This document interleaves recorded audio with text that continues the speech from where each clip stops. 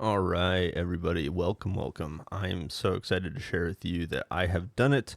I've broken down, was this 4 times 5, 20 Lord of the Rings Commander decks. So I did it. I said in a previous video I was going to, and I did. I bought 5 Lord of the Rings Commander deck sets for $210 each on TCG Player. Got them shipped to my house, and these are the boxes they came in, and I broke them down. And I've got a giant box of trash right there that I need to, well, recyclable. It's recyclable. And now I've got all of these decks. I have broken down the decks and scanned some of the cards, and I've got these 20 collector sample packs that I believe I'll be saving for streams, which, by the way, I'm planning on starting live streaming, not this upcoming Monday, but the Monday after, 8:30 p.m. Eastern Daylight Time, or whatever time zone we're in. I think Daylight Saving starts soon.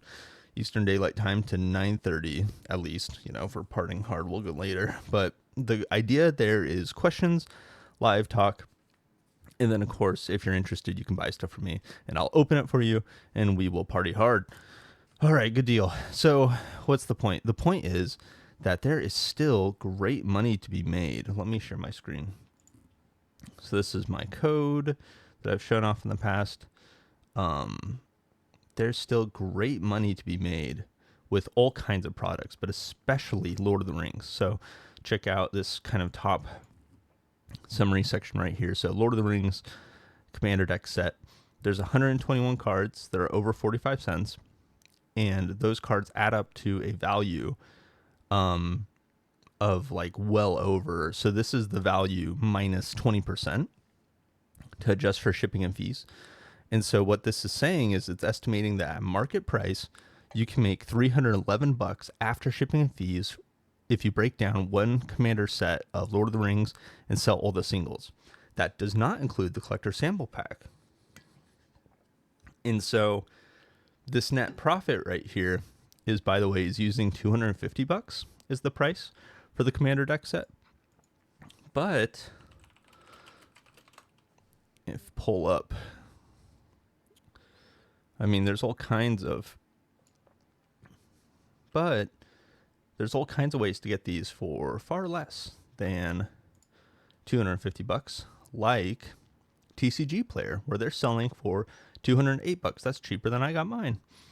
And I'm going to do this again, by the way. If these are still like less than $250 in about a week, able to just buy these off a TCG Player, break them down, sell all the cards inside for, after shipping and fees, $300. So you're able to net, like $90. Well, I guess with shipping, not shipping, with taxes, there's a little bit more expensive than 210 when you buy the set. So, if it's like 230 for a set, then after shipping and fees, if you're selling at market, you make 311. So you're netting, $70. And then you have the collector sample packs, which go for like $10 each, or are just a good time. Just keep them. You're working hard.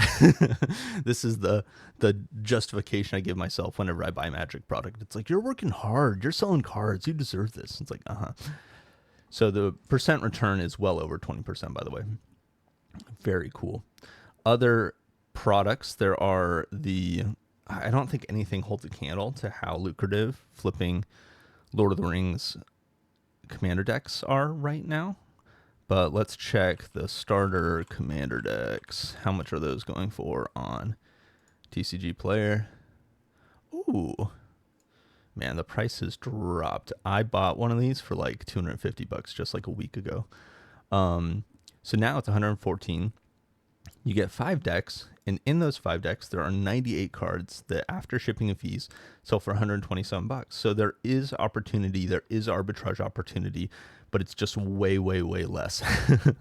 But if you're able to get these starter commander decks for, like whatever, $100 for the set, then there's some potential there too. Tarkir decks are also hot, are also doing well. Dragonstorm commander decks. Let's check out on TCG Player how much those are going for. Well, I guess there's all kinds of places that sell them for, $150. It's pretty good. Pretty good. Get a set of 5 These also come with the collector sample pack, and there's 142 cards that are worth over 45 cents, but then after shipping and fees is $209. So this one's pretty accurate, where the profit would be like $54 before the collector sample packs. The collector sample packs are cheaper. They're like $4 each, or even less sometimes. But you get 5 of them with each set. And so, I mean, even here, we're talking about like a net profit of like 50, 60, $70. It's pretty cool, pretty powerful. Bloomburrows, another one. Depending on what you're able to get them for, $130 isn't too. Let's see what Bloomburrow commander decks are going for these days. Yeah, I'm seeing them for like 120, one whatever. So alas, Bloomburrow is not a winner for flipping, and neither is Edge of Eternities, where you net like $65, and I think that's how much the Edge of Eternities cost. So you can't make money with the Edge of Eternities ones. And then Final Fantasy, you also can't make money. The expected value in the Final Fantasy is dismal. It's crazy though, because there's a lot of cards that used to be valuable. It used to be, I remember when the Bane of Nature or Bane of Progress, the thing that destroys all artifacts and enchantments on the field, I remember when that used to be like a $10, $15 card, and now it's like cents. And I feel like there's a lot of cards like that in the Final Fantasy Commander deck set, which is crazy, but not a good flip. So I don't know if I'm missing any obvious Commander deck sets. I guess there's Bloomburrow. It's so new. The thing is too about these 2 decks, 2 decks, 1 deck now with Teenage Mutant Ninja Turtles. So sets like the new Strixhaven that are coming out have 5 distinct commander decks, which gives the consumer a lot of options, right?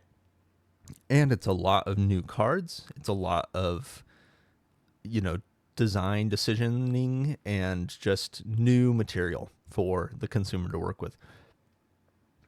Compare that to Teenage Mutant Ninja Turtles, where they can create 1 deck, and if you want to buy in bulk or in cases, you got to buy like 4 copies of that 1 deck. And there's just going to be less distinct, unique cards out there.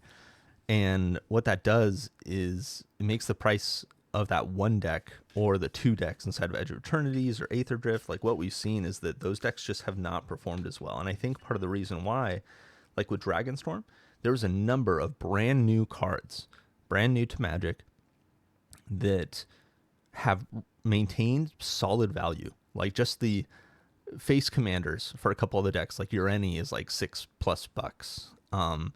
There's a bunch of new designed cards that have maintained good value, but we don't see that in Edge of Eternities or Aether Drift or these sets which only came out with 2 commander decks.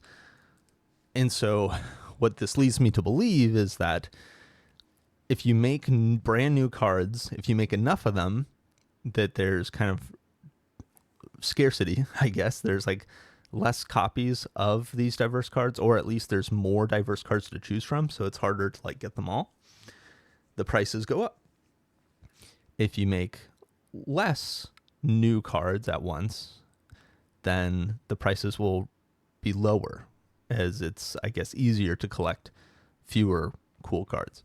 Something like that. I'm not sure exactly, because the naive take would be like, oh, there's just more Teenage Mutant Ninja Turtles commander decks out there, so that's why the price is lower. But we don't know that. There could be fewer than, you choose one of the Lord of the Rings decks. There could be fewer copies of the Teenage Mutant Ninja Turtles than there is in the reprint for the Frodo commander deck. But the Frodo commander deck maintains way higher value, despite there being more copies of it. And so it's not quite clear why, except of course with Lord of the Rings, there's this like deep demand. I swear a lot of these cards with Lord of the Rings have aged so well. I used to break them down and sell the singles, and a lot of these singles were not valuable.